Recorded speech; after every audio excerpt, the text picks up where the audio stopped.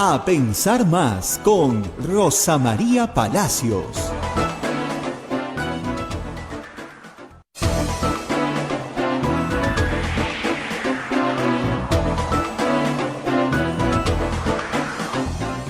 Señoras, señores, muy buenos días. Bienvenidos a Pensar Más con Rosa María Palacios desde Radio Santa Rosa para todas las emisoras dominicas, nuestros hermanos de Radio Santo Domingo en Arequipa, en Chimbote, Radio San Martín en Arequipa, Radio Cepago en Cayali, Radio Quillabamba en la Convención. También se unen otros amigos en otras emisoras radiales, en Puerto Maldonado, Radio Madre de Dios, en Huánuco, Radio Huánuco, en Ayacucho, Radio La Voz de Ayacucho, en Puno, Radio Pública, en Ancash, Radio Moro, en Huancayo, Radio Cumbres, la radio del Arzobispado de Huancayo, en Satipo, Radio Milenio, en Abancay, Radio Estación Solar, en Yurimaguas, Radio Oriente, en Cajamarca, Radio Los Ángeles, en Lampa, Radio San Valentín, en Cerro Pasco, Radio Activa, en Huanta, Radio Continental, Onda Digital TV, Fuego TV, nos ponen sus pantallas. Además también AM Tabó nos pone en podcast para que usted pueda escuchar este programa en cualquier parte del mundo y a la hora que usted desee. Nuestras transmisiones móviles, el Facebook de Radio Santa Rosa, el Facebook de Radio Quillabamba, el canal de YouTube de Radio Santa Rosa y obviamente los invitamos a entrar a nuestra página web. Y nuestra página web es www.radiosantarosa.com.pe. Estamos listos para compartir ya toda la información de lo que ha pasado el fin de semana y de lo que va a pasar esta semana. Hoy día tenemos la reunión del Acuerdo Nacional que preside el doctor Max Hernández. Hoy día se reunirá con las principales autoridades y mañana la presentación del doctor Otárola en el Congreso de la República. De todo esto y mucho más, Rosa María nos comenta. Rosa María, ¿cómo estás? Muy buenos días. Muy buenos días, Abel, y muy buenos días a todos nuestros oyentes y televidentes en el Perú y en el mundo. Un feliz año. Empezamos nuestras transmisiones de verano. Bueno, en medio de la neblina en realidad, ¿no? Pero es enero en el Perú y la costa peruana este año no ha empezado con sol radiante. Pero vamos a empezar nosotros sí, como acostumbramos, leyendo las menciones de nuestros auspiciadores. Y empezamos con la Pontificia Universidad Católica del Perú. La Maestría de Gerencia Social de la Pontificia Universidad Católica del Perú invita a profesionales de diferentes disciplinas a participar del proceso de admisión de su maestría en Gerencia Social. Informes en Facebook, @PUCMGS o al teléfono 993-028-464. Hotel La Cuesta de Caima, de la Asociación Santa Catalina de Sena de las Madres del Monasterio de Santa Catalina, es la mejor opción para tu estadía en Arequipa. Informes en el Facebook e Instagram del Hotel La Cuesta de Caima, Arequipa. Policlínico Ángeles de la Salud ofrece servicios de calidad en salud a precios al alcance de todos. Calle Antero Peralta, A10, Urbanización San José Humacoyo, frente a la Iglesia del Sagrado Corazón de Jesús en Arequipa. Policlínico Ángeles de la Salud. Colegio Sagrado Corazón Sofiano, 75 años al servicio de la educación en Arequipa, formando integralmente a la niñez y juventud desde la pedagogía de luz y verdad. Colegio Privado Bilingüe Reina de los Ángeles, situado en La Molina, Lima, tiene como meta la educación en las virtudes cristianas para construir una sociedad más humana, más fraterna y más feliz. El Colegio Bilingüe La Asunción, perteneciente a la Congregación de las Hermanas Dominicas de la Inmaculada Concepción, ubicado en Trujillo, La Libertad, brinda una educación a jóvenes y niños basada en las virtudes y en la espiritualidad dominica. Colegio Santa Anita brinda educación católica desde el diseño curricular Luz y Verdad. Es una gran opción a los papás que buscan para sus hijos una educación de calidad con valores. Colegio Santo Tomás de Aquino de los Padres Dominicos. Ofrece excelencia académica y formación cristiana para la vida. Abre su proceso de admisión para el año 2023 para primaria y secundaria. Informes en los teléfonos 987-118509 y 426-3390. Colegio Santo Tomás de Aquino, 131 años, ahora van a ser 132 años, formando en valores cristianos. Palestra, Editores, el sello de los buenos libros de derecho, es una editorial peruana dedicada a desarrollar importantes proyectos de investigación y edición jurídica con la colaboración de destacados estudiosos y profesionales del derecho. Palestra Editores celebra su aniversario con diversas actividades académicas. Visítelos en palestraeditores.com o en las redes sociales como Palestra Editores. Y finalmente tenemos a Urbánica. Diseñamos y construimos viviendas que te conectan con la naturaleza y que generan bienestar para tu hogar. Si deseas conocer nuestros proyectos en Punta Hermosa o en Miraflores, o si tienes algún inmueble donde quieras construir, nos podemos asociar también. Escríbenos al WhatsApp 948-242-747 y 998-999-201. Muy bien, y ustedes también pueden colaborar con nosotros a través de la captura del QR que ven en pantalla en este momento y su donación a través de cualquiera de las billeteras electrónicas, sea Plin, sea Yape. Y para los peruanos que están en el exterior o aquellos que no tienen Yape o Plin, tenemos el PayPal. El PayPal es un sistema muy seguro que a través de su tarjeta de crédito permite hacer una colaboración a Radio Santa Rosa. Ya estamos en enero, no se olviden de nosotros. A veces pasadas las fiestas todos se olvidan de nosotros y hay que cruzar el desierto del verano, así que no nos cae mal que recuerden que aquí estamos. Muy bien, y ahora sí vamos a hacer un poco de análisis político de lo que ha pasado en la última semana. Como ustedes saben, este año, por excepción, hemos hecho programa diario hasta el día antes de Año Nuevo, porque lamentablemente la situación política del Perú ha estado muy convulsionada. La semana que pasó empezó con una pequeña tregua, pero el 4 de enero fue Puno el centro del conflicto social.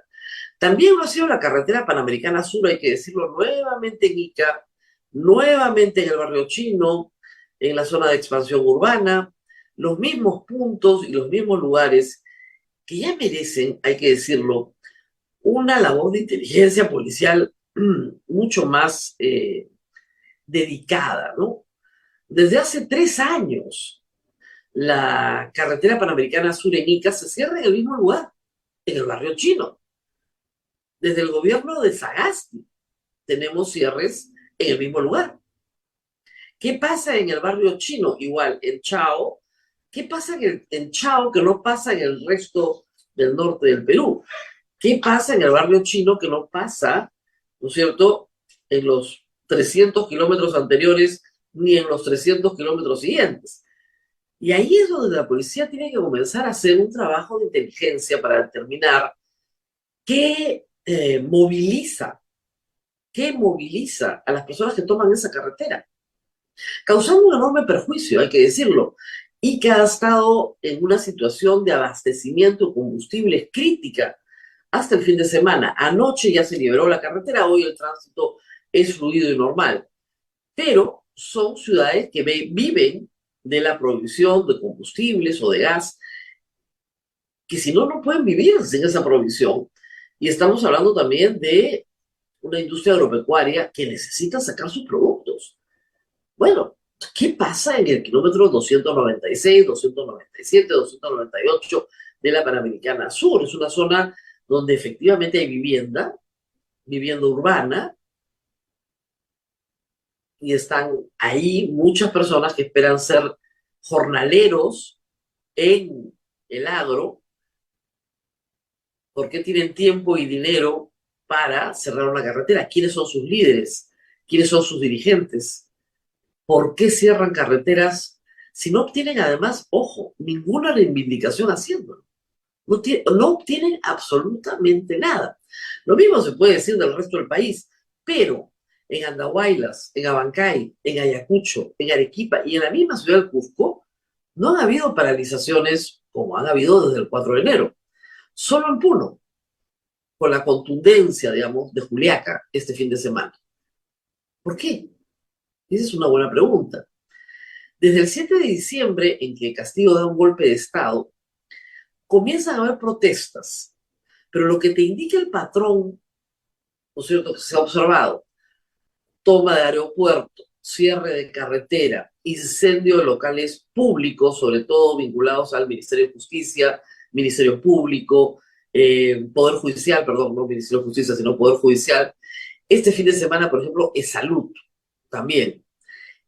Lo que indica esto, oficinas administrativas, ojo, de salud, Lo que indica esto es que la protesta en el sur no se puede sostener indefinidamente en una ciudad, porque no tiene apoyo popular suficiente. Entonces se mantiene fuerte 2 o 3 días y luego salta a la siguiente ciudad. Y así. Hoy es imposible convocar a una movilización violenta en Ayacucho o convocar a una movilización violenta en Arequipa, por ejemplo. Imposible, no es viable, ni siquiera para las dirigencias más radicalizadas. Uno que no estuvo en la protesta del 10, 11, 12, 13, 14, 15, ¿no es cierto? Y siguientes días de diciembre, sí se sumaba verbalmente, digamos, pero a Puno se ha trasladado toda la protesta con la misma plataforma inviable, que básicamente tiene 4 puntos: que renuncie Dina Boluarte, que se disuelve el Congreso, lo cual no tiene mucho sentido, porque si no hay 2 poderes del Estado, ¿quién gobierna?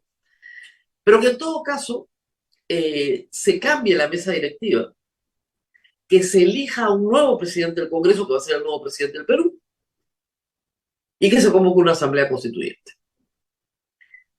¿Quién es el que enarbola esta agenda políticamente en el Congreso de la República? Básicamente, Perú Libre y también el bloque magisterial, que añaden otras cosas como libertad para Pedro Castillo, o que Pedro Castillo siga el proceso que se le tiene que seguir en libertad.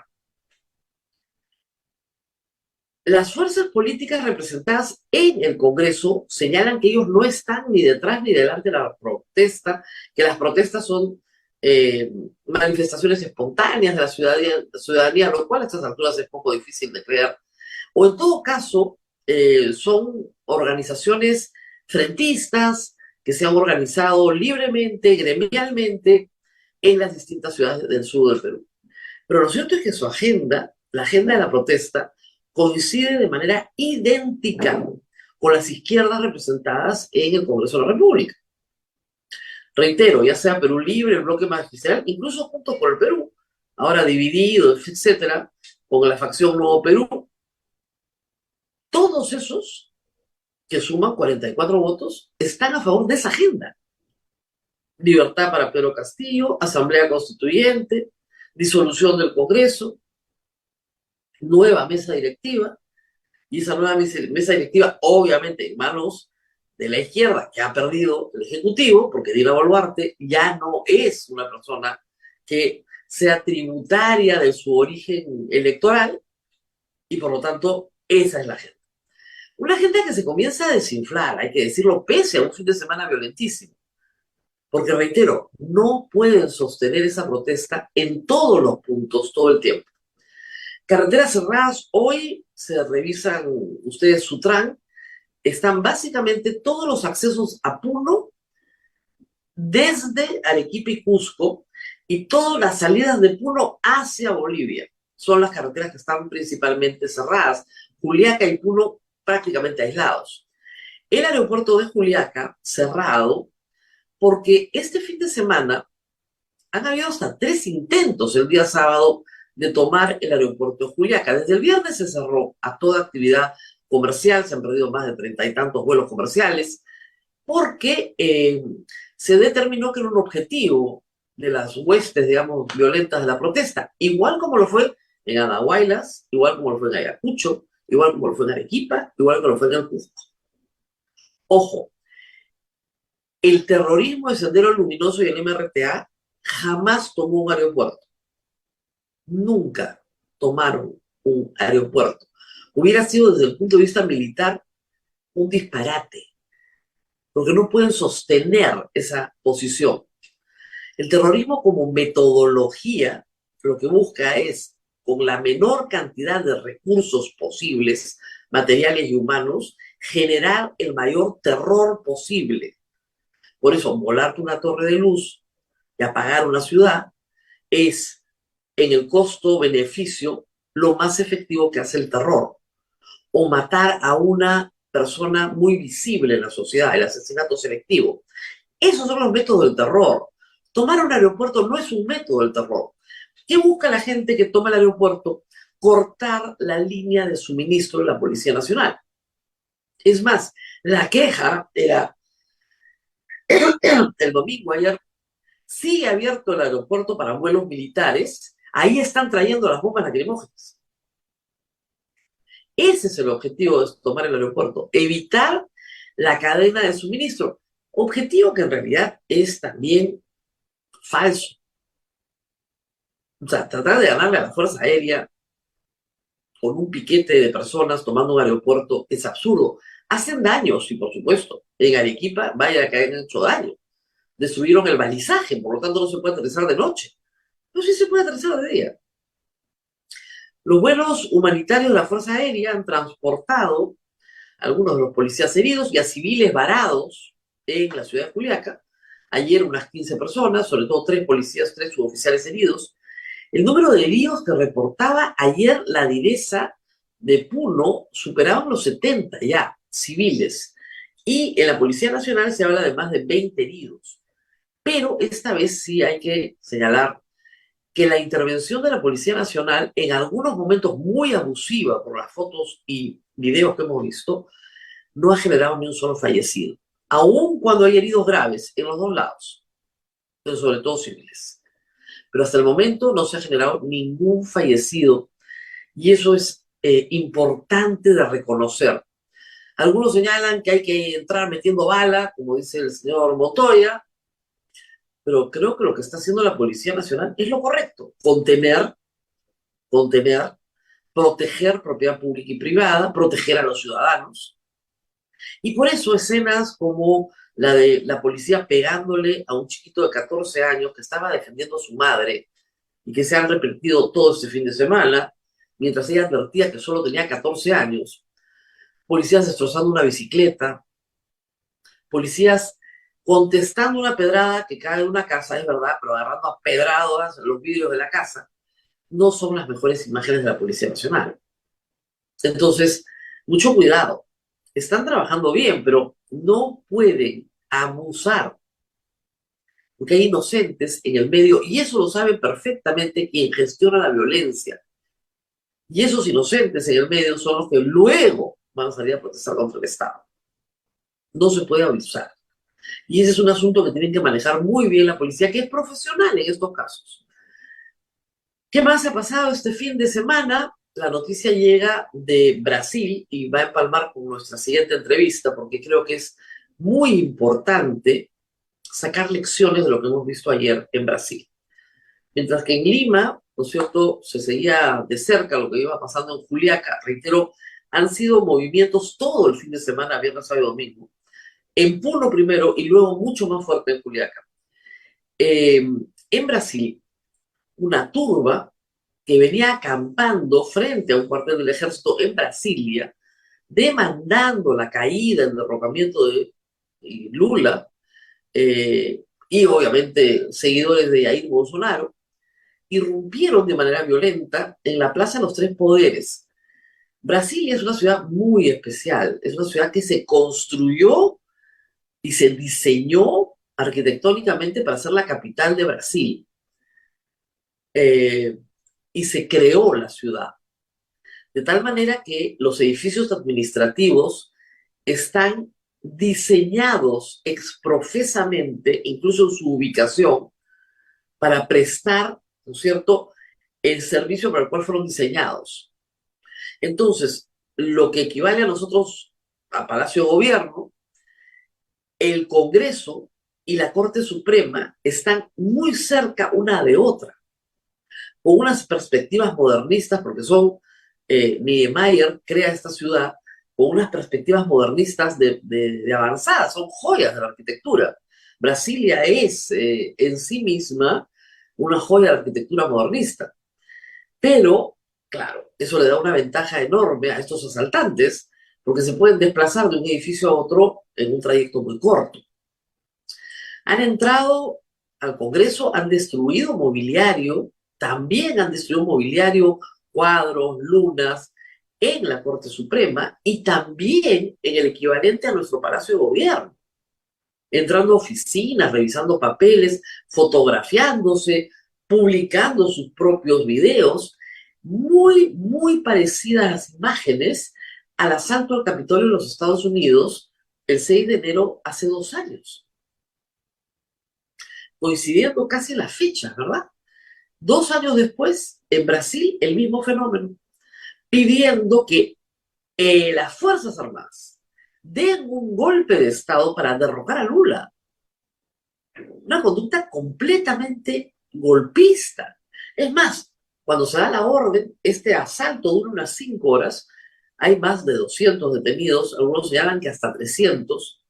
Cuando se da este asalto, eh, según Lula, que ha sido muy duro, por una falla en la seguridad de los establecimientos, seguridad que se presta desde la seguridad policial regional.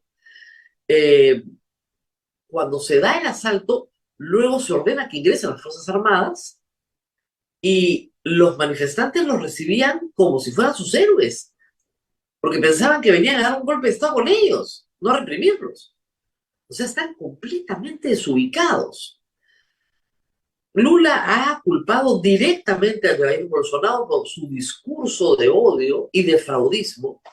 Jair Bolsonaro se demoró en aparecer y luego dijo que él no tenía nada que ver con esto. Está en Miami, no sabe, está en Florida, no sabe de qué se trata.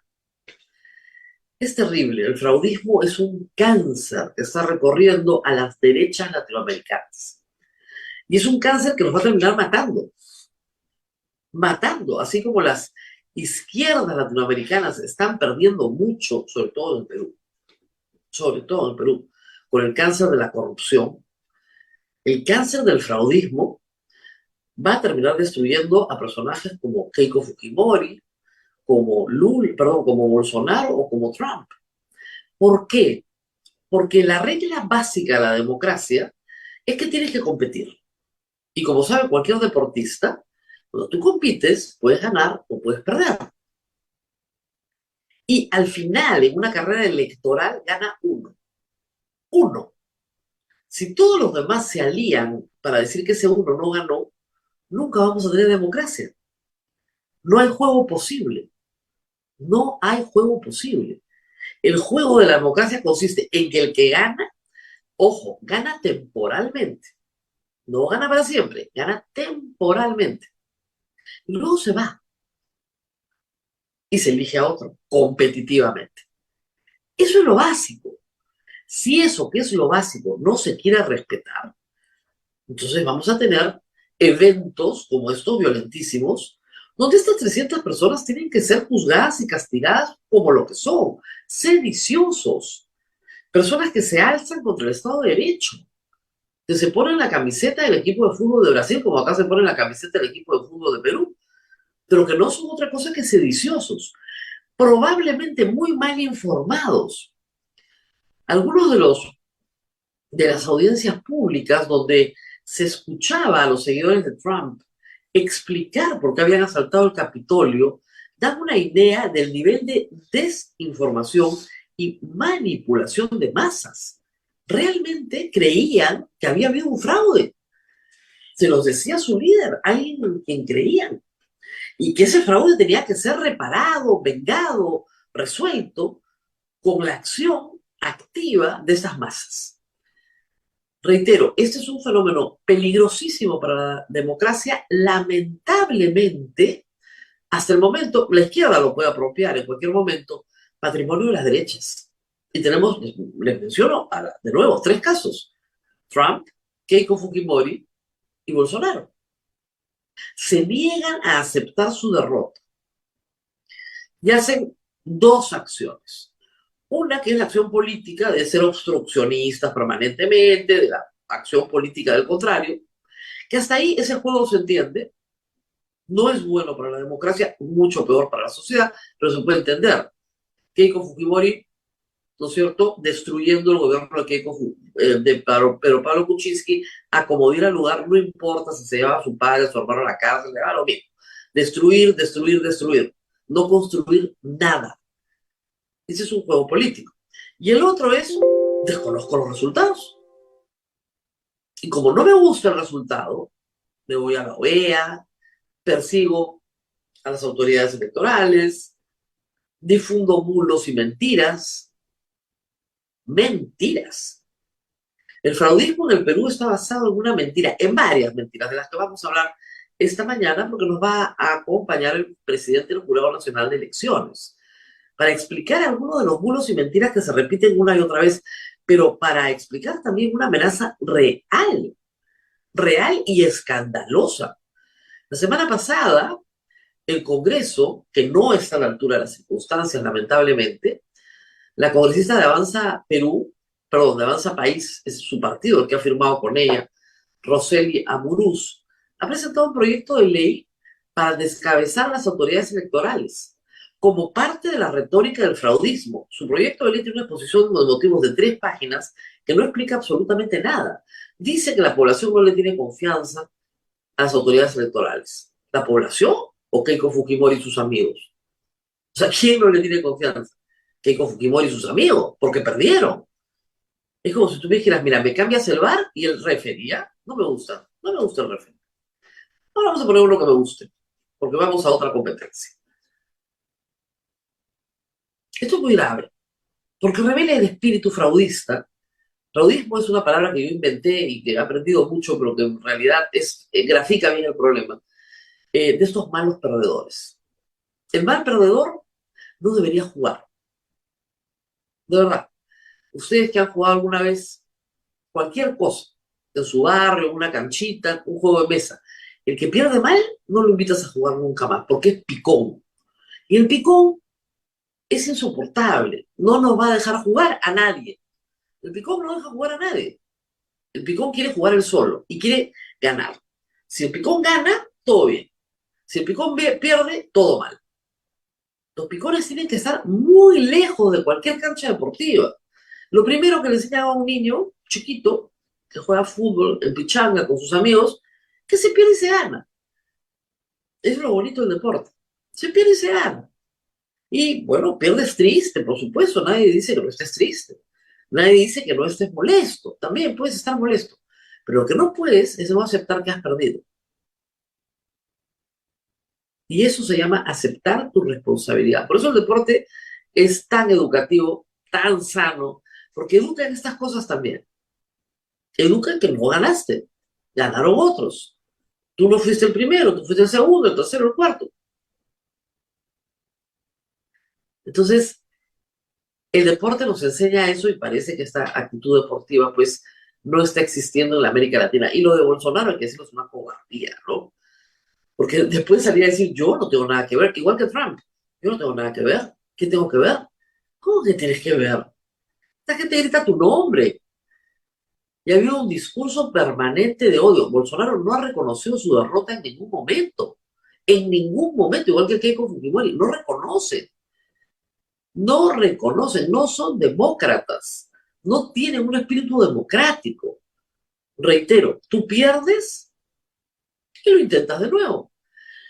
Lo dijo anoche en un discurso de emergencia, estaba en Sao Paulo, Lula, visitando una jurisdicción menor al interior de Sao Paulo, donde había habido un problema de lluvias, y lo dijo, yo he perdido muchas veces, pero Lula perdió 3 veces, parecía Keiko, antes de que a la cuarta llegó a ser presidente. Y dijo, las veces que yo perdí, jamás le pedí a la gente que saliera a romperlo todo, a quemarlo todo y a asaltar los poderes del Estado. Los poderes del Estado. Entre el mobiliario dañado hay piezas de arte muy valiosas. Como les digo, los edificios en sí mismos, una arquitectura muy reconocida mundialmente, que no puede ser dañada por una turba que ni siquiera es de Brasilia, hay que decirlo, porque Brasilia es una ciudad muy controlada en su número de pobladores, porque fue una ciudad de diseño. En los alrededores de Brasilia había muchísima más gente. Tienen que transportarse, acampar, quedarse ahí. Un país tan grande, ¿no? Que obviamente, hay que decirlo también, ha motivado la solidaridad de toda América Latina. No solamente los amigotes, pues no, los cuates, López Obrador, Petro, los de siempre, sino también Dina Boluarte, Boric, otros presidentes también han saltado a decir lo mismo. Esto es inaceptable. Tú no puedes destruir simbólicamente las sedes de los poderes del Estado y tratar de que con eso justificar un golpe de Estado. Es un disparate completo. Golpe de Estado como el de Castillo, ¿no es cierto? Sin ningún futuro. Sin ningún futuro. Gracias a Dios también en América Latina las Fuerzas Armadas han aprendido duramente la lección de el costo que tiene no ser demócratas o no sustentar la democracia. Y las Fuerzas Armadas, gracias a Dios, en América Latina, yo diría que desde este siglo, digamos, se han purgado completamente de todo ánimo golpista, gracias a Dios. Y bueno, vamos a regresar, como les ofrecí, con el doctor Salas Arenas, presidente del Jurado Nacional de Elecciones, porque creemos que en efecto hay una amenaza en este momento real, del fraudismo, que ha sido una amenaza durante todo el periodo electoral del 2021. Parte de los problemas que tenemos hoy en democráticos en el Perú son por esa corriente. Y hay que decir algo más grave. Parte de la justificación sistemática de Pedro Castillo era el fraudismo. Porque no mentía cuando decía, desde el primer día me han querido votar. Que es verdad. Que es verdad. Así de dañino es el fraudismo para la democracia. Le da justificación incluso a su peor adversario. Y de verdad, después de lo que hemos visto en Brasil, creo que esta entrevista es más pertinente que nunca. ¿Qué estamos esperando acá? También ataques a la Corte Suprema, al Parlamento. La turba ha atacado al Parlamento, señores parlamentarios. La turba ha atacado el equivalente al Palacio de Gobierno en el Perú. Es exactamente lo mismo. Porque se niega a reconocer un triunfo electoral ajustado, como los que ha habido en el Perú y los que habrá en el Perú. Pero triunfo. Muy bien. Vamos a la pausa, Abel, y regresamos con el doctor Salas Arenas. Así es, Rosa María, vamos a una pequeñísima pausa y volvemos ya con nuestro invitado.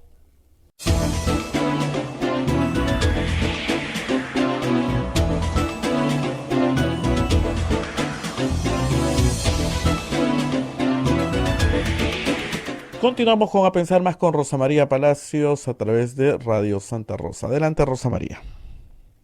Muy bien, y para empezar esta entrevista, mis oyentes tienen que soportar que lea la Constitución. Y la voy a leer porque creo que de esta manera se puede entender bien qué pretende el Congreso. La Constitución es este documentito que yo siempre les leo, que es la ley más importante que tiene un país. Imagínense ustedes, hay gente gritando con una asamblea constituyente por cambiar esto, ¿no? Y los grupos más conservadores en el Congreso no la quieren cambiar, yo tampoco la quiero cambiar, porque la verdad es que lo que dice es correcto en muchos sentidos, aunque hay que hacer reformas muy importantes. Pero en el capítulo del sistema electoral está todo muy claro. Entonces, no se puede decir, no, respeten la Constitución y luego decir que no vas a respetar el capítulo del sistema electoral, ¿no? ¿Y qué dice el capítulo? Miren ustedes, para los que no tengan ni idea cómo se conforma el sistema electoral, la composición del Pleno del Jurado Nacional de Elecciones, artículo 179, es la siguiente. La máxima autoridad del Jurado Nacional de Elecciones es un pleno compuesto por 5 miembros. 5 miembros. Uno, el que nos interesa en este momento, elegido en votación secreta por la Corte Suprema entre sus magistrados jubilados o en actividad.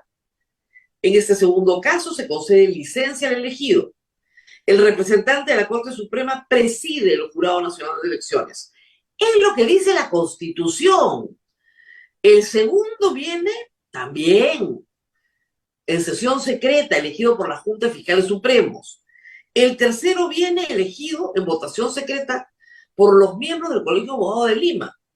El cuarto viene elegido en votación secreta por los decanos de las facultades de Derecho de las universidades públicas, entre sus decanos, y el cuarto viene elegido en votación secreta, y el quinto viene elegido en votación secreta por los decanos de las facultades de Derecho de las universidades privadas. Como ven, es un organismo plural porque cada uno de sus miembros viene de estamentos diferentes, vinculados con el mundo del derecho, pero que no tienen participación política activa. Y lo más importante, el artículo 180. Los integrantes del Pleno del Jurado Nacional de Elecciones no pueden ser menores de 45 años ni mayores de 70. Son elegidos por un periodo de 4 años. Pueden ser reelegidos. La ley establece la forma de renovación alternada cada 2 años. El cargo es remunerado y de tiempo completo. Es incompatible con cualquier otra función pública, excepto la docencia a tiempo parcial. No sigo leyendo porque eso basta y sobra. Es decir, el señor Salas Arenas ha sido elegido por 4 años. Muy bien, doctor, gracias por estar con nosotros y permitirme hacer esta lectura breve de un documento que debería ser mucho más conocido. Quería empezar por preguntarle en qué momento en qué fecha fue elegido usted como el miembro de la Corte Suprema que preside el Jurado Nacional de Elecciones. Antes de dar respuesta a su pregunta y agradeciéndole la invitación para la entrevista, quiero expresar mi solidaridad con el pueblo brasilero por este ataque a su democracia.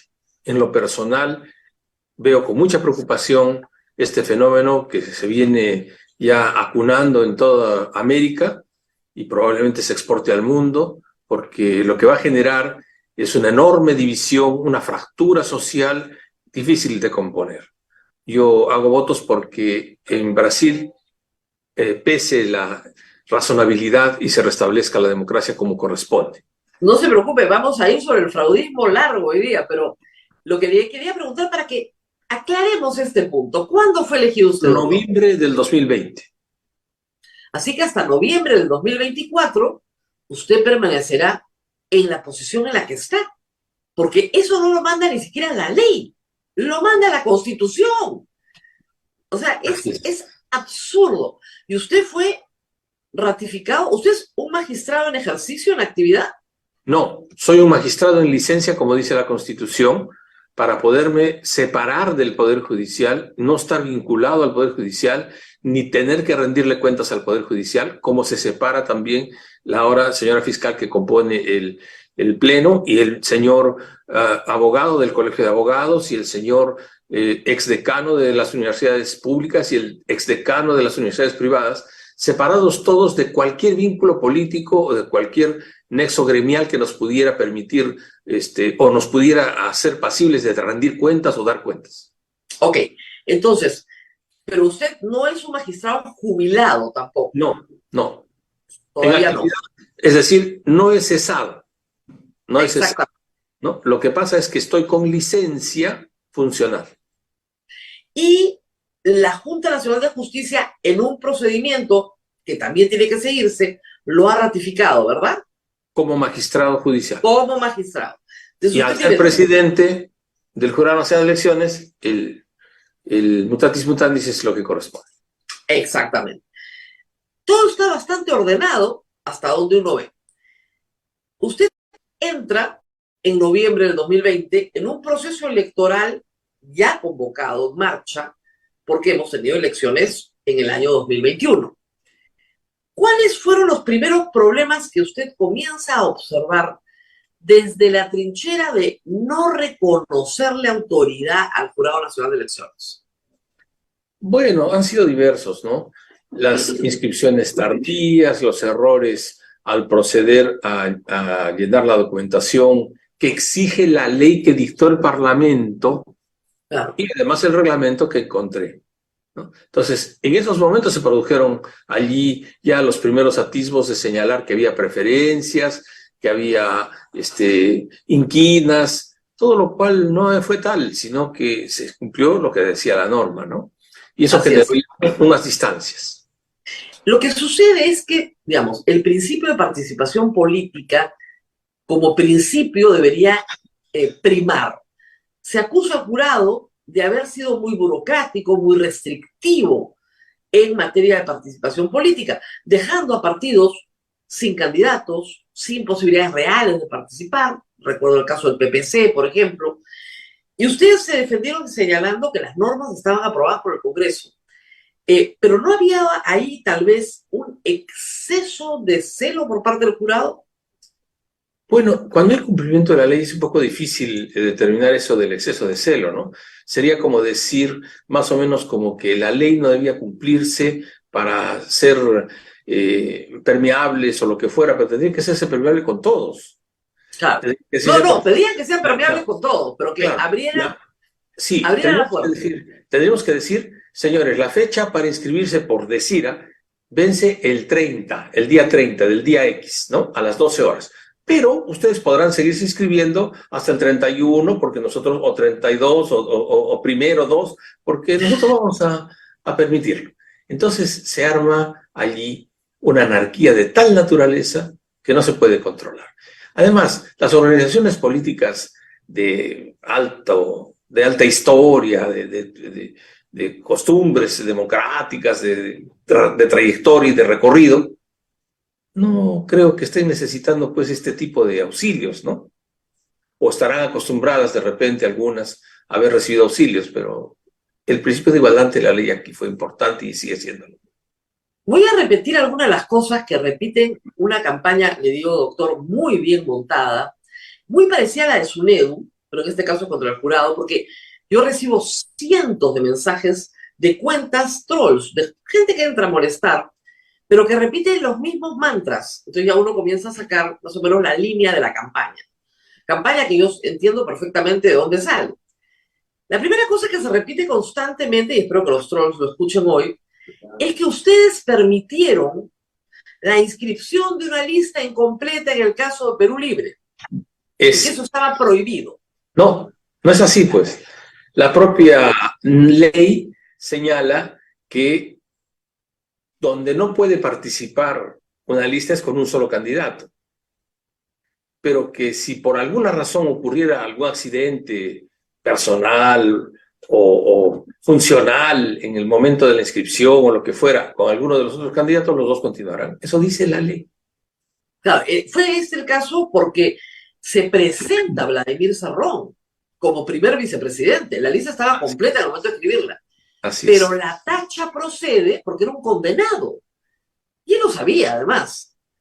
Entonces, el Castillo, Cerrón, Boluarte, se tacha a Cerrón de acuerdo a ley, la tacha prospera y la lista subsiste como en cualquier otro caso. Así es, exactamente así. Eso pasó. Pero lo repiten y lo repiten y lo repiten, pero miles de veces, ¿ah? Pero eso pues es una máxima ya de la propaganda que se populariza con el criterio nazi de las propagandas políticas. Claro, hay que repetir, miente, que algo queda. Algo queda. Lo siguiente es que ustedes favorecieron a Pedro Castillo frente a un fraude en mesa manifiesto para perjudicar a Keiko Fujimori. Claro, ha quedado claro que no ha habido ninguno. No ha habido ningún fraude en mesa.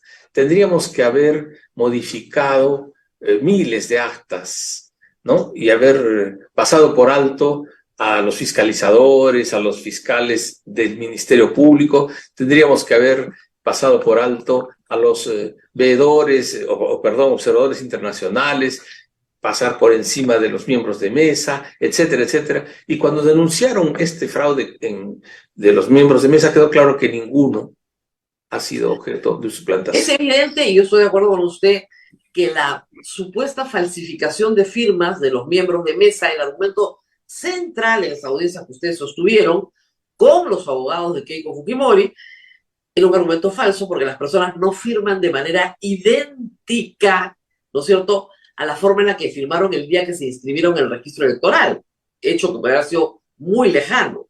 Firman de un poquito diferente, y ese poquito diferente no implica, ¿no es cierto?, una suplantación. Hubo un caso muy particular de una dama que era y seguirá siendo de repente pastora en La Puna, y dijo que ella firmaba una vez al año y que no se acordaba cómo había firmado. Claro. Pero ella era su firma. No, y lo importante, yo siempre le dije a la gente del fraudismo, es que produzcan un suplantado. Alguien que diga, a mí me han suplantado. Yo no estuve en esa mesa. Ya, eso no existió. Ustedes encontraron algún caso, un suplantado en las 88.000 mesas que hay en el Perú? ¿Uno? No, me parece que no, porque se hubiera conocido inmediatamente. Han sido 26 causas las que fueron archivadas y 2 están todavía en proceso de pronunciarse por apelaciones que ha hecho el procurador.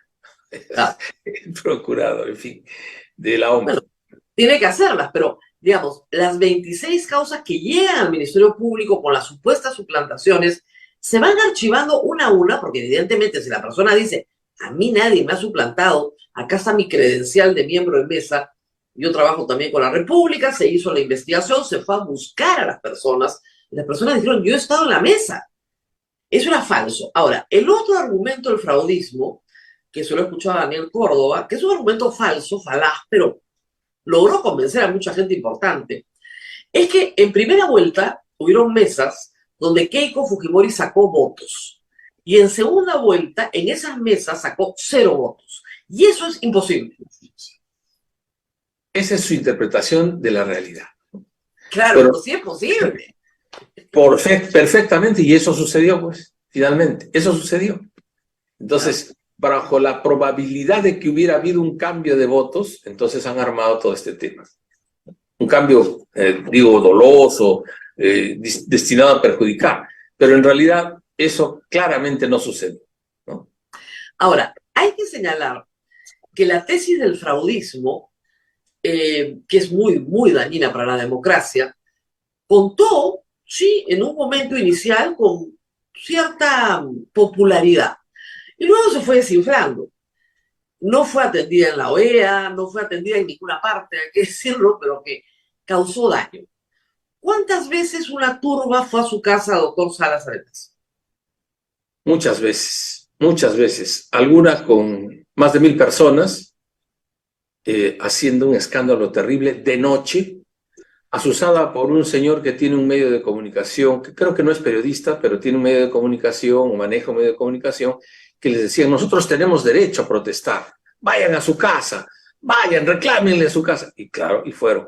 Pero fueron con una parafernalia interesante, una plataforma de camión, unos parlantes enormes, música, bubucelas, tamboriles, bombos, platillos y pancartas que además de ser muy bien elaboradas, estaban enmicadas de modo que no se pudieran perjudicar y pudieran ser reutilizadas.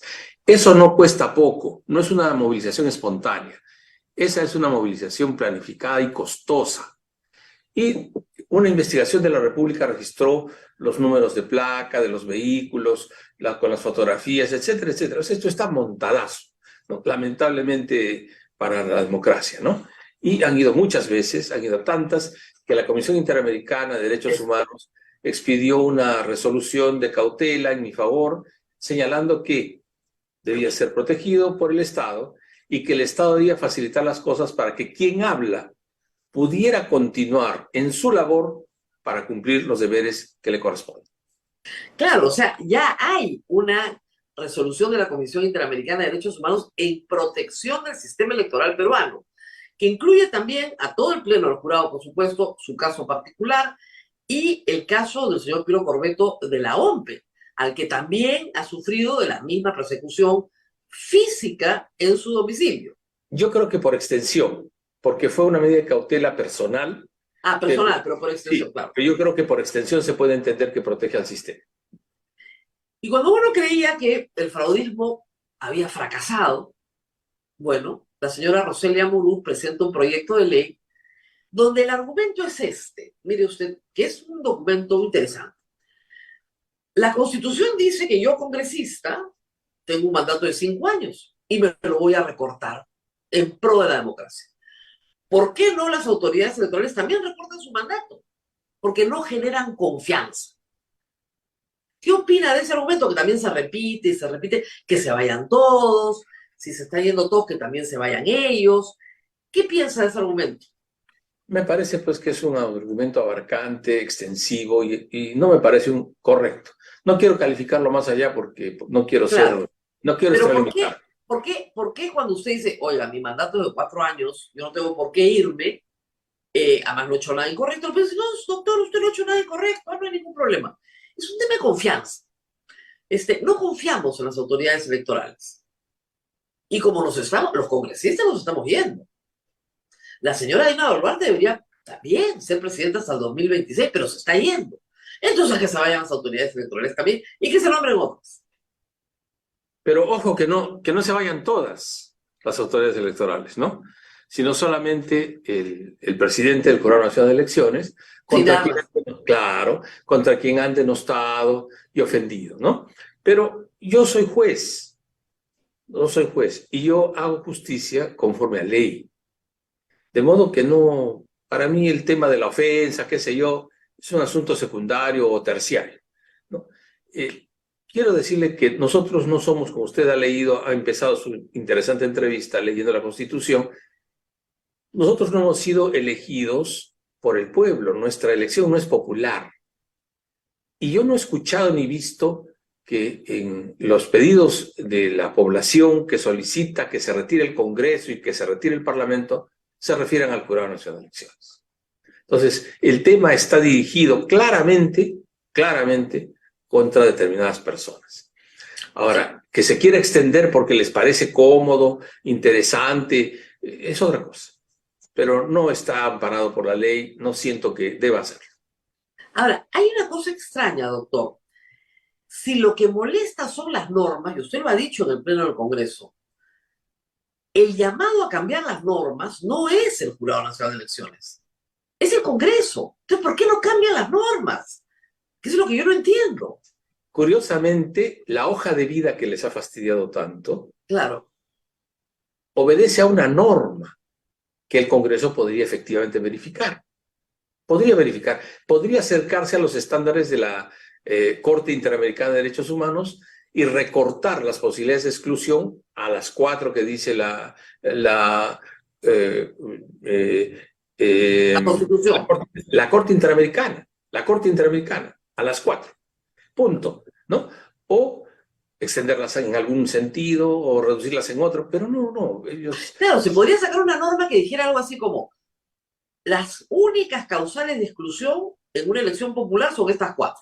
Así es. En las demás obligaciones que hay, las sanciones son administrativas. No. En las demás falsedades que hubieran, porque ojo que tienen que declarar bajo juramento, ¿no? Es verdad. Que sean de conocimiento del Ministerio Público. Exactamente. O sea, o multa o proceso penal. Punto. Pero usted participa. Y ya está. Y miren, les acabamos de escribir la ley entre usted y yo en 2 minutos. En vez de estar sacando a magistrados y colocando lo que uno quiere, es bien sencillo. Una ley, señora Rosalía Purús, que diga las causales de exclusión de la participación son 4. ¿No? Condena por delito doloso vigente. O sea, en fin, cosas que sean absolutamente objetivas. Y nada más. Mentir en la hoja de vida ya no es pues una causal de exclusión, pero si ellos ponen que mentir en la hoja de vida es una causal de exclusión, ¿qué cosa se puede hacer desde el tribunal que tiene que juzgar esto? Entonces, ahí tienen algo para modificar en el Congreso, siendo propositivos. Entonces, es verdad, doctor, que es ridículo que te tachen porque no declaraste el carro, el monto del carro, ¿no? Cosas así, ¿no? O te olvidaste de una propiedad en copropiedad que heredaste de tu abuela que no recuerdas que tienes, ¿ya? Y te excluyen del proceso electoral. Hay cosas que son absurdas, ¿no? Pero sí se requiere una modificación legislativa. Sí, le diré que en mi caso, usted puede revisar los votos que yo he producido. En acatamiento de lo dicho por la Corte Interamericana, me he circunscrito a los casos de condenas penales, esencialmente, claro, y a los asuntos de violencia contra la familia, violencia contra la mujer, en acatamiento de la Convención de Belén do Pará. A eso me he concretado. El resto a conocimiento del Ministerio Público, ya que se trata de una declaración falsa, que sea el Ministerio Público el que lo revise, ¿no? Pero eso es de madurar, es una idea que tiene que madurar, porque también los miembros del Pleno se ven frente a una norma vigente y una resolución de la Corte Interamericana que podría considerarse como orientativa y no obligatoria. Yo la considero obligatoria y eso. La jurisprudencia de la Corte Interamericana es obligatoria para los jueces peruanos. Cuando es jurisprudencia, ¿verdad? Estamos avanzando nosotros estamos avanzando nosotros y tenemos pendiente una conversación en ese sentido dentro del Pleno del Jurado Nacional de Elecciones. Claro, pero eso, ahí ya están componiendo, digamos, tienen que hacer un trabajo por el cual, si bien la ley específicamente dice otra cosa, ustedes pueden superar ese obstáculo primando la participación política sobre las otras consideraciones. Y eso es lo que demandan. La mayoría de los políticos dicen, pero ¿por qué no hacen eso siempre? ¿Por qué no hacen eso siempre? Tendrían que abrir las puertas para todos, siempre en ese sentido. Y claro, el tema es plazo. Mire usted cómo se dice que hay que abrir la puerta para todos, ¿no? Esa es una discusión. Luego, han postulado personas que tienen tal problema, les han dejado, les han abierto la puerta. Entonces hay una ambivalencia. No, es que además enfrentamos en el Perú, doctor, un problema de desprestigio de las autoridades elegidas por voto popular. Bueno, y ese problema de desprestigio quiere ser resuelta por el electorado poniendo obstáculos para la participación, porque calculan que un buen tamiz te arrojaría mejores candidatos. El problema, hay que explicarles que, y acá va a haber una resolución en ese sentido del Tribunal Constitucional, que podemos estar de acuerdo o no, que señala que el fin de la pena en el Perú es la resocialización. Y si tú le niegas ese fin que está en la Constitución, señalando que un ex convicto que ya cumplió su pena y se resocializó, no puede postular, que es lo que la mayoría de la gente dice, no deberían dejarlo postular, estás contradiciendo la propia Constitución. ¿Qué haces? Modifica la Constitución y establece que el fin de la pena no es resocializar, sino la venganza social o el castigo. Pero ahí hay un problema bien grave donde la mayoría de la gente no va a entender y le imputa al jurado lo que dice la Constitución, que es de loco, pero eso es lo que imputan al jurado. ¿Por qué no han impedido ustedes que postule Castillo? ¿No? Sí, de la primera parte yo voy a reservarme la opinión porque eso es jurisdiccional, en su momento seguramente tendremos que pronunciar. Sobre el segundo, el señor Castillo no tenía causa de impedimento, no. Nadie lo tachó por ese motivo, por algún motivo. Eso es. Claro, pero Cerrón sí. Claro. Cerrón no entró, pues. Cerrón no entró. Entonces, regresamos al inicio de la entrevista, ¿no? Entonces, ¿por qué permitieron que postularan? Se vio un delincuente en la lista. Bueno, son pues criterios un poco extremos, ¿no? Así es. Bastante extremos. Muy bien, regresando al proyecto de la señora Amurús y el fraudismo en general. Empezamos lamentando la situación en Brasil, la situación en Estados Unidos, en el Perú con Keiko Fujimori y en Brasil. Y lamentablemente esta es una corriente que hasta ahora es una corriente de derechas, hay que decirlo hasta ahora, por la cual el resultado final de la contienda se desconoce. ¿Usted cree que este cáncer se va a extender por toda América y por el mundo? Es posible, pues es posible, sobre todo cuando hay márgenes muy estrechos, cuando hay atomización de la propuesta electoral a la colectividad, atomización, y por lo tanto se divide en pequeñas parcelas, los sectores se dividen en pequeñas parcelas, acá no hay demócratas y republicanos, acá hay cantidad de 18, 28 organizaciones políticas, y lo peor de todo es que la fragmentación social, que no permite precisamente la unidad, no permite precisamente la cohesión, se va rellenando de odio. Y el odio, al odio que es el combustible con el que arde la fragmentación social, se echa a andar en cualquier momento. Entonces, el futuro del Perú, si no se resuelve estos temas del odio, es un futuro muy incierto.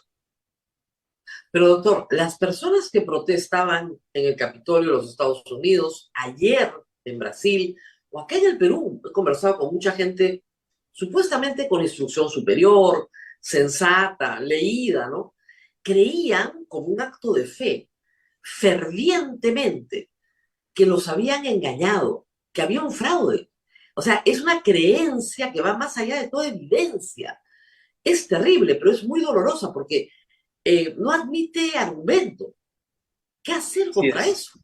Mire usted, se ha convertido en una fe, como usted lo ha dicho, porque no hay prueba. Entonces ya solamente es, yo siento que hay fraude. Y como siento que hay fraude, hay fraude. Listo, es un paso mágico por el cual una idea se convierte en realidad, ¿no? En una realidad palmaria, concreta, potente, de la cual se pueden derivar consecuencias. Es una pena, pues, que esto ocurra, ¿no? La gente debería serenarse y debería razonar y poner sus esfuerzos en construir y en acercarse, ¿no? Algunos incluso tienen ¿qué diré?, la ligereza de mencionar una intervención divina en su actitud, ¿no? Dice, hablan de la hermandad, la fraternidad y están lanzando sus mensajes de odio, en fin. Sí, y estábamos conversando sobre el fraudismo y sobre los peligros que este representa para la democracia. Porque al final de cuentas, doctor, la democracia tiene esta maravilla que es, si no me gusta el resultado, puedo esperar y volver a competir. Y la siguiente vez tal vez gane o no, pero siempre hay un recambio. El recambio hace que sea soportable la idea de perder. Así es. Pero parece que no se quiere esperar el recambio, sino que aquí hoy, yo voy a ganar en mesa lo que no he ganado en la cancha.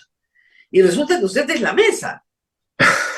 La mesa es abajo, la mesa son los ciudadanos que son los jueces electorales del primer momento. Esa es la distancia que tenemos con la justicia común. Los jueces electorales son los miembros de mesa. 80 y tantas mil mesas, multiplica usted por 3 y le da el resultado 200 y pico mil ciudadanos que son jueces en la práctica, jueces electorales ciudadanos.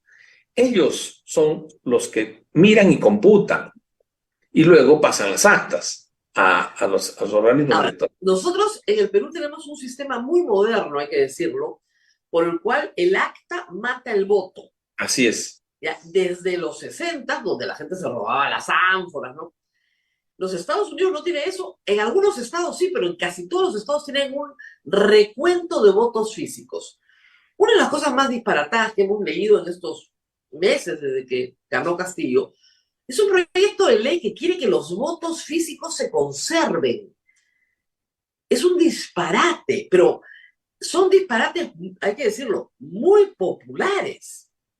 ¿Cuál es la posición del jurado frente a estas ideas? No tenemos todavía una posición colectiva, ¿no? Si el Parlamento lo dictara, habrá que acatar el tema, pero lo que va a ocurrir es que la elección no va a terminar en la fecha que debe terminar.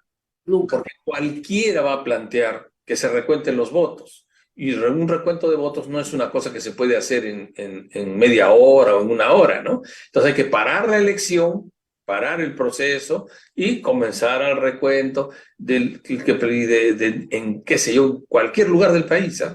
Y recontar acá, recontar allá, etcétera. Y al final es una enorme desconfianza con el ciudadano. Pues los ciudadanos son escogidos por sorteo, no, aquí no hay injerencias de ninguna clase, y mucho menos del Jurado Nacional de Elecciones, porque ese sorteo no lo hace el jurado, ¿no? Sí. Claro, no se la OMPE. Pero de todas maneras, eso. Ahora, suponiendo que no tengan 87 votos para reformar la Constitución y que su permanencia y la del señor Corbeto esté asegurada, gracias a Dios, esperemos, y que ese disparate no sea más que una amenaza, hay que sacar adelante un proceso electoral. Ustedes han sido muy claros, han ido al Congreso, han explicado que con primarias se necesitaría un año. Entonces, si en marzo o abril de este año se produce la segunda votación de las elecciones y la doctora Boluarte convoca inmediatamente a la presidenta a elecciones, el plazo está justo para hacerlo bien. Pero existen varios problemas, doctor. Primero, al Congreso no le gustan las primarias. Y podría ser que por tercera vez las eviten en una ley que ya está vigente. ¿Cómo hacer para que sí tengamos primarias? Porque sin primarias vamos a tener el mismo resultado y en 18 meses o en 24 meses estaremos discutiendo el adelanto de elecciones número 5, ¿no? Entonces, ¿cómo hacer para que existan primarias?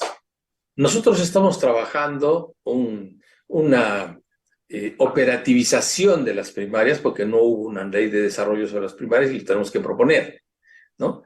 Pero sobre lo que usted acaba de decir, que es muy interesante, un muy ilustre miembro del Consejo Nacional Ecuatoriano que ve el tema de las elecciones allá, el doctor Cabrera, me dijo, la gente a veces se porta de manera irracional, me dice, ¿no? Porque lo más seguro de los candidatos, lo más seguro que tienen 10 candidatos, es que 9 pierdan. ¡Claro! Solo gana uno. Sí, claro, es que 9 pierdan, porque solo una puede ganar. Y si postularan pensando que hay la posibilidad de que puedan perder, aceptarían con más naturalidad un resultado de esa naturaleza. Claro, es que si somos 10, lo más probable es que me toque perder porque estoy 10-1. Es un ingreso, un examen de ingreso 10-1. Va a ser difícil que gane.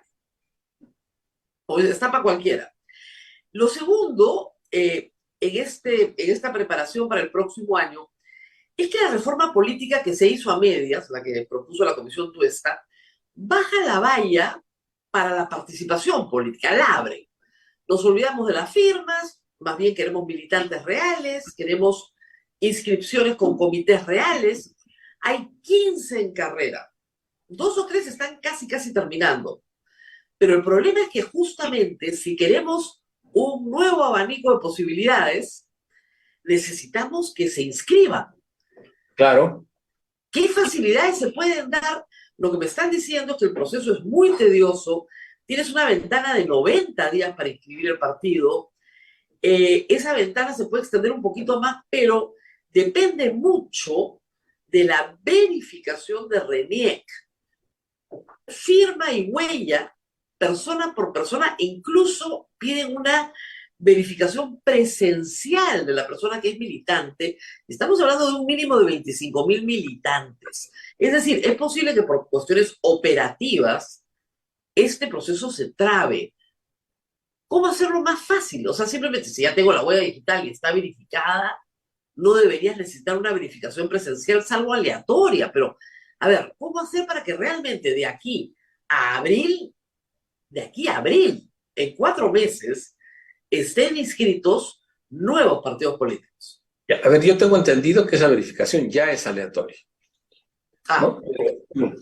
Pero yo supongo que también RENIEC estará meditando en ese tema, ¿no? Nosotros recién lo vamos a ver y no sabría decirle exactamente. Me parece que son 12 las organizaciones políticas que se están pendientes. 15. Hay 15 con kit comprado y están dentro del plazo. Hay algunas que ya perdieron, pero digamos, Perú Libre, no se llama Perú Libre, se llama Fuerza Liberal. Se llama el otro, no se llama Fuerza Liberal. Nunca puedo con el nombre. Donde está Rafael Llosa y Rafael Belaúnde, perdón, Llosa y Pedro Cateriano. El APRA, por ejemplo, está también manda sus padrones de afiliados, pero demora. El partido que está fundando Vizcarra, Perú Primero, hay otros más, pero están todos en carrera. Tienen que entrar. Sí, tienen. Claro. El problema va a ser que el Parlamento Nacional tiene que flexibilizar la norma en cuanto dice que hay que tener un año de militancia, porque la militancia va a ser tal desde que están inscritos, ¿no? Entonces, los nuevos partidos no van a tener militantes. No van a tener un año de militancia. Entonces, pero usted entiende que ahí es poner al gato de despensero, porque los partidos que están en el Congreso no quieren tener competencia, como es obvio. Pero eso escapa ya al manejo del jurado, ¿no? Eso tiene que yo ser. Lo sé. Claro, eso tiene que ser el Congreso que lo defina, teniendo en cuenta el principio de la participación. Claro, porque un partido que quiere inscribirse te dice, perdón, mi horizonte era el 2026. Yo he estado haciendo mi trabajo político en ánimo de unas elecciones que venían en el 2026 y de repente las elecciones son en el 2024. Me tienen que dar la posibilidad de participar. Pero eso, entonces entiendo claramente que depende también de legislación. Así es. Eso no puede ser reglamentario. Reglamentariamente eso no se puede resolver. Eso tiene que ser ley del Congreso. Pero nosotros Ok. vamos a plantear en ese sentido también una iniciativa, precisamente Eso en es ese lo que, sentido.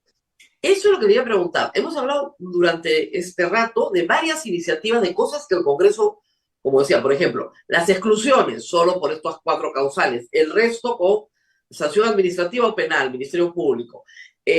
Para las elecciones de este año, la militancia tiene que suspenderse porque, o sea, tiene que ser menor porque hay un proceso, digamos, de 6 meses de militancia.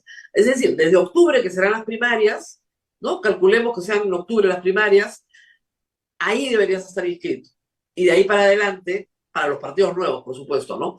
Y de ahí para adelante se cuenta el plazo. Supongo. ¿Octubre es una buena fecha para primarias? Pregunto.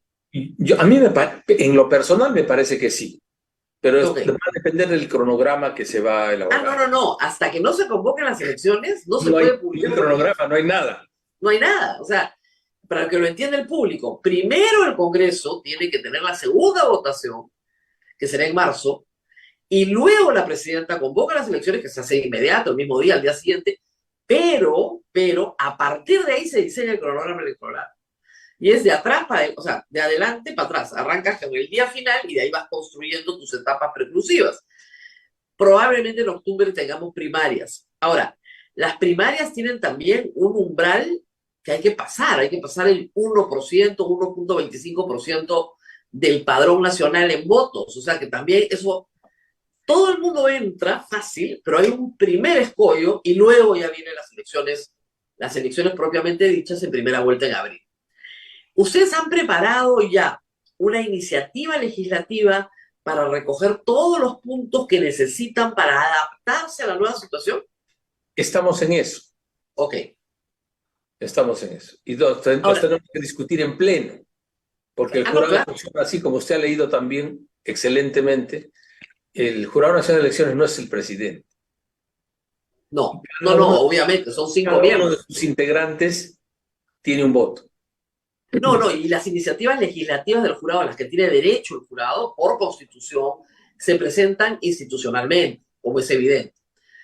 Ahora bien, en Rosa el María, futuro, sí, sí, Abel, tenemos pocos minutos porque el doctor tiene que entrar a una reunión. mil disculpas, pero ¿tenemos alguna pregunta del público, Abel, que se haya reiterado, No, aunque sean nuestros trolls? sigue nomás, Rosa María. Nuestros trolls son increíbles, porque seguramente dicen, quiero hacerle una pregunta que es absurda, ¿ya? Pero es necesario hacerla porque a mí me hace mucha gracia, ¿no? La palabra caviar. Usted es morado, trabaja con Sagasti, es empleado de Vizcarra, caviar, caviar, caviar, caviar. ¿Qué significa para usted? ¿O si, no significa nada? Nada, no significa nada, porque yo no tengo militancia política, soy juez hace ya 20 y tantos años, los jueces no tenemos vinculaciones políticas y no significa nada.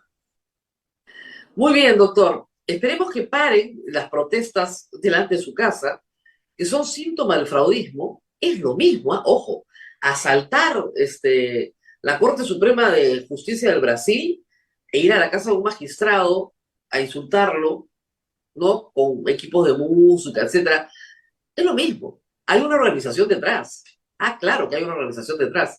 Y les digo, con la cantidad de trolls que tengo yo, estoy absolutamente segura de dónde viene la granja, completita, ¿no? Lo que pasa es que mi bloqueo es muy letal, pero de todas maneras los conozco a todos. Muy bien, doctor, muchísimas gracias por habernos dado estos minutos y haber aclarado este Gracias a tema. usted. Vamos a estar atentos a las iniciativas que presente el jurado para poderlas explicar al público y cómo se va a necesitar ajustar legislación para poder tener un proceso electoral competitivo, que es lo que todos queremos, competitivo de verdad. Muy bien, gracias, doctor. Gracias por haber estado. Muy amable por su invitación. Muy bien, Abel, nos tenemos que ir despidiendo, aunque tenemos unos minutos también. No sé si Así es. tenemos alguna pregunta del público en este primer programa del 2023. Ujú. Bueno, ¿qué expectativas para el día de hoy? Se reúne el Acuerdo Nacional, Rosa María, hoy día. ¿Y qué expectativas para el día de mañana? Porque mañana va el señor Otárola al Congreso de la República. Le darán la investidura que está pidiendo. Sí, sí, sí. Empecemos por lo segundo. La investidura para Otárola está asegurada, ese ya creo que no es un tema, ni siquiera lo he tratado hoy día, porque los partidos de derecha que son mayoritarios en el Congreso, ya garantizaron su apoyo. Ahora les encanta, Dina Boluarte, ¿eh? Les encanta, es increíble. Pero ya garantizaron su apoyo. ¿Y por qué han garantizado su apoyo? Porque les es conveniente. La izquierda ha garantizado su rechazo. Pero son 44 contra 70 y tantos. Y probablemente el señor Otarara saque una muy buena votación de apoyo. Miren, con 40 y tantos votos se han investido gabinetes. El de Salvador de Solar creo que sacó 42. El último, no el de Aníbal Torres, que se sacó una votación más alta, pero el de Guido Bellido por ahí. O sea, sí se puede porque no es la mitad más uno del número legal de miembros, sino es la mitad más uno de los presentes. Entonces muchos se paran y se van, ¿no es cierto? No votan en contra, se ausentan. Entonces te quedas con un quórum de, no sé, 80 congresistas con 40, mitad más uno de los presentes. Ya estás. Sí, es posible. Por lo tanto, lo de mañana creo que está asegurado, hay que escucharlo. Va a presentar lo que hace un gobierno de transición, o sea, 2 o 3 objetivos: elecciones generales, que es el objetivo número 1, competitivas, limpias, justas, etcétera, ¿no? Con los fondos provistos para esas elecciones generales. Tiene que presentar un programa de control de violencia política, una explicación sobre los 28 muertos, y tiene que presentar lineamientos generales de lucha contra la corrupción, que es la razón por la cual cae al final Pedro Castillo. Entonces, a eso se va a orientar probablemente Otárola mañana, obviamente con los temas permanentes, políticas de Estado, en salud, educación, infraestructura, que son temas permanentes y frente a los cuales hay problemas. El Ministerio de Economía ha terminado el año con mensajes muy positivos, señalando que la confianza regresa, que la inversión privada regresa. Ojalá que así sea, porque si no es así, no les voy a contar lo que le espera al que venga el 2024. El 2022 no ha habido crecimiento de la inversión privada.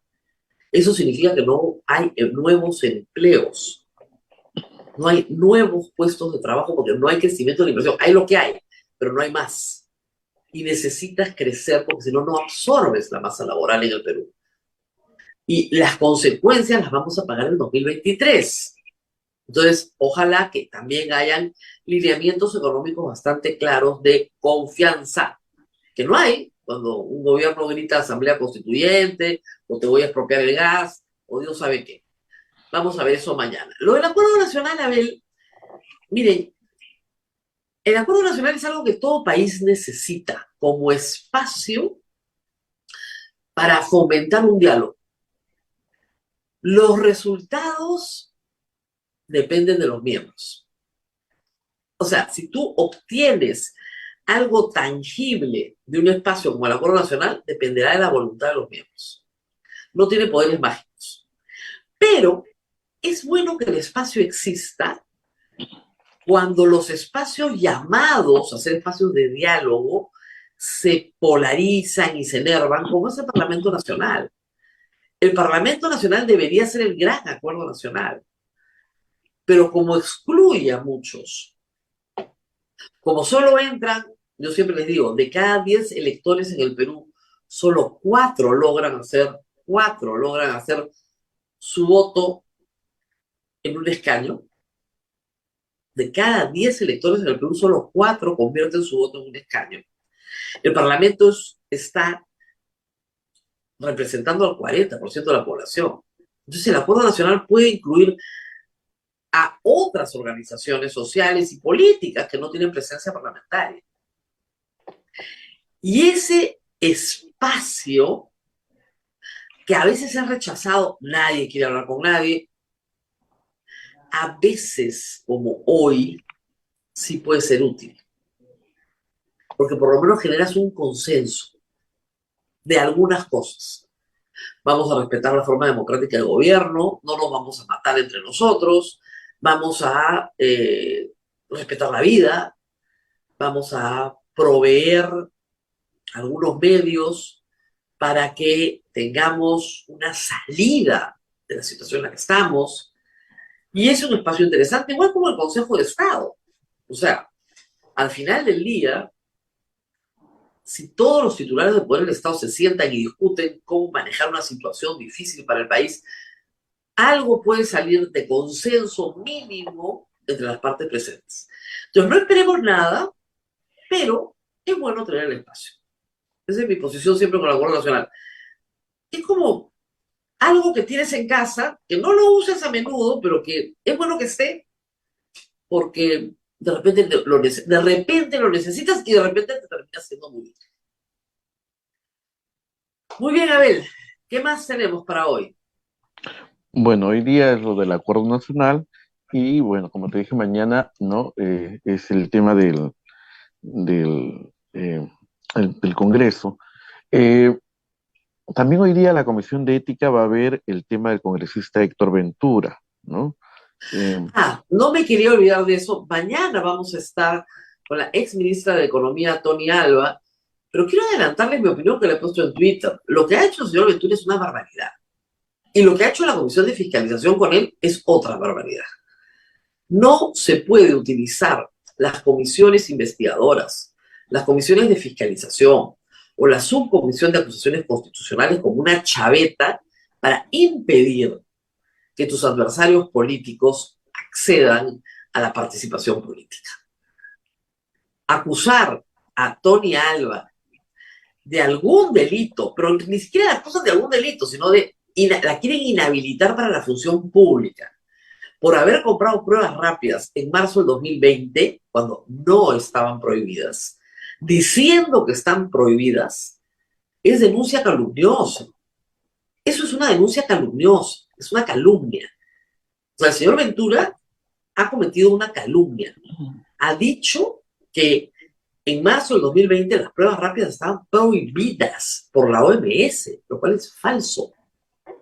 Y bajo ese presupuesto quiere inhabilitar y sancionar no solo a Tony Alba, sino a Vizcarra, etc. De Vizcarra se podrá discutir todos los casos de corrupción que quieran. Y yo soy la primera crítica de su forma de manejar la pandemia. No estuve de acuerdo en la mayoría de las decisiones que se tomaron. Pueden revisar este programa. Y yo no lo considero un asesino, como grita López Aliaga. No. Estoy diciendo que decisiones de políticas públicas fueron equivocadas y que no contribuyeron a que la epidemia no se esparza, sino por el contrario, contribuyeron a que la epidemia se esparza por no escuchar. Hubo soberbia, hubo prejuicio, hubo muchas cosas que hicieron mucho daño en el año 2020 y en el 2021. Vizcarra se fue el 2020. Pero no habían pruebas moleculares en el mundo. Obviamente, ya lo sabemos hoy, para detectar el virus vivo, solo puedes hacerlo con una prueba molecular, no lo puedes hacer con una prueba rápida. La prueba rápida es para ver si el virus ya pasó. Si ya pasó por ti. Y tienen fines muy útiles para hacer pruebas de prevalencia de una enfermedad. Y son muy útiles las antígenas para ver si, por ejemplo, en una oficina donde trabajamos 600 personas, cómo está pasando la enfermedad por todos, ¿no? Y se nos hace a todos un barrido y se ve por dónde está pasando. Pero eran las únicas que habían. Y dos, la queja constante es que no habían laboratorios con los reactivos suficientes para manejar la cantidad de pruebas que tenían que manejarse. Y que tomó 10 meses montar una red de laboratorios públicos. Privados sí habían, pero acuérdense usted que por prejuicio no se quería usar nada de lo privado. Pero públicos. Y se montó en 10 meses una red nacional de laboratorios públicos para poder tramitar las pruebas moleculares. Eso lo sabemos todos, pero eso no constituye ni delito, ni inhabilitación. Lo que quiere el señor Ventura y sus amigos, por unanimidad, es liquidar a potenciales adversarios políticos, porque Tony Alba, si postula al Congreso, gana, pues. Ese es el problema. Entonces, ¿cómo hago para que mis potenciales adversarios políticos no postulen? Los inhabilito en el Congreso. Miren, eso es propio de una dictadura, ¿no? Y además el señor Ventura tiene sus propios problemitas. Como dicen, hoy día la Comisión de Ética tiene que enfrentar que le pegó pues, a un policía, lo empujó. Y eso ha sido en la Plaza Bolívar, delante del Congreso. No le va a pasar nada. Rosa María. Acuérdate, a ver, no le va a pasar nada. Van a decir que es un dudoso incidente, que lo empujó un poquito, que se retrocedió, que No va a pasar nada. Acuérdate de mí. Ujú. Muy bien. Nos vemos hasta mañana. Hasta mañana, cuídense mucho. Chao, chao. Chao, chao. Hasta aquí, A Pensar Más con Rosa María Palacios.